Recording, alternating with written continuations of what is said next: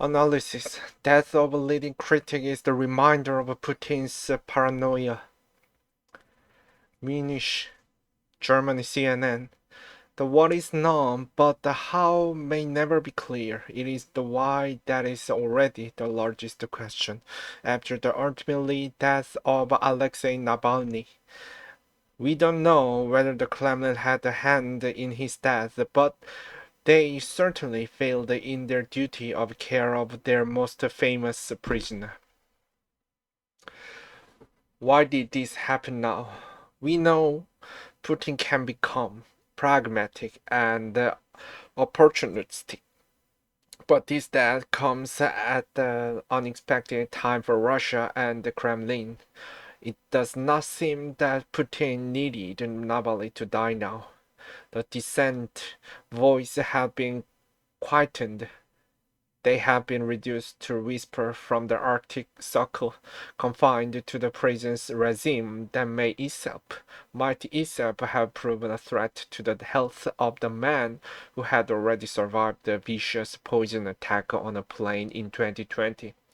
The presidential elections were a month away.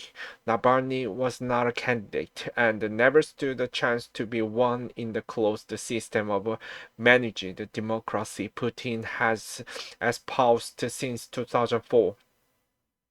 He was the most courageous and active opponent Putin faced for decades. Yet his imprisonment in correctional facility number 3 up in the Yamalo-Nelech autonomous region served to some degree as the reminder of what happens to those who stand up to the Kremlin. And with his death, Putin is in a riskier position. Globally, the focus has switched from Russia's ascendancy and recovery in its illegal invasion of Ukraine to its vicious silencing of even the quietest voices of dissent. The Munich Security Conference said this morning to be an anxious series of reassurances from Vice President Kamala Harris over Trump's recent remarks, and the future of NATO will now be reminded of Putin's real and present threat to anyone who stands up to him. Alexei Navalny appeared via a video link from the IK3 panel colony last month. It speaks to the far from relaxed Kremlin. The circumstances of Navalny's death will be known only in the fullness of time, and always it is unlikely through information supplied by the Kremlin.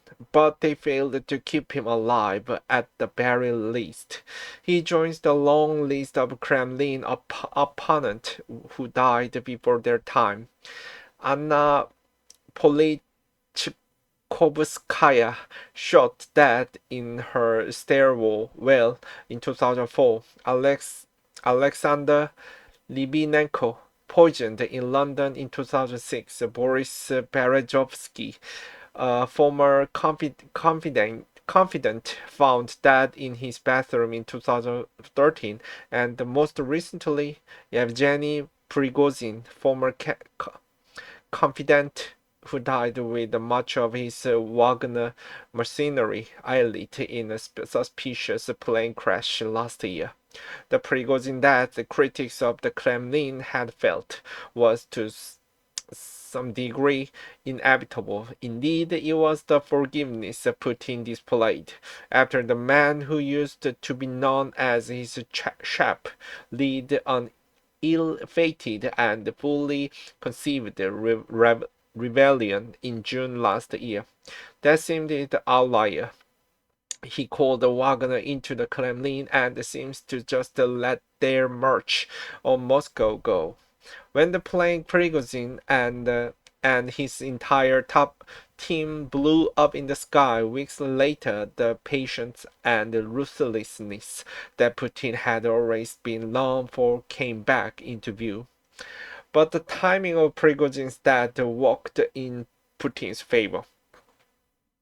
It may may have terrified his elite, but it was planned, and based reminder of his enduring punishment of traitors.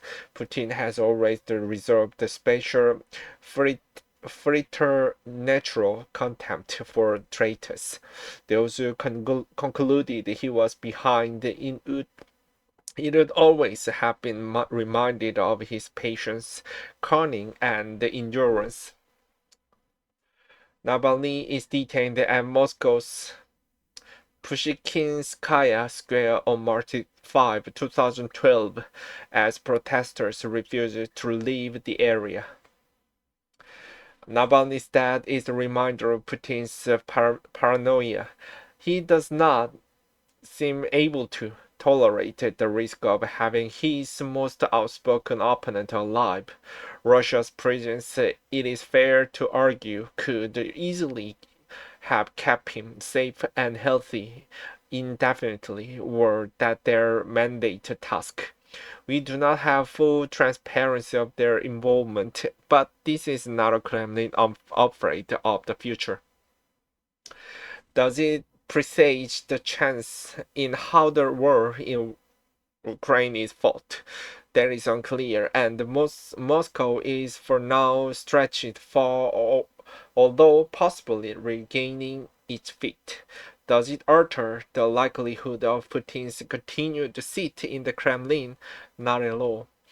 Does it speak of the man burdened by worry and happy to endure the global outreach of the Navalny's death if it removed the tiniest possible risk to his rule? Yes, and that may be the lasting legacy of Navalny's courage and sacrifice. That his death spoke of the Putin more on edge, isolated, paranoid, and out of control than his public image projected.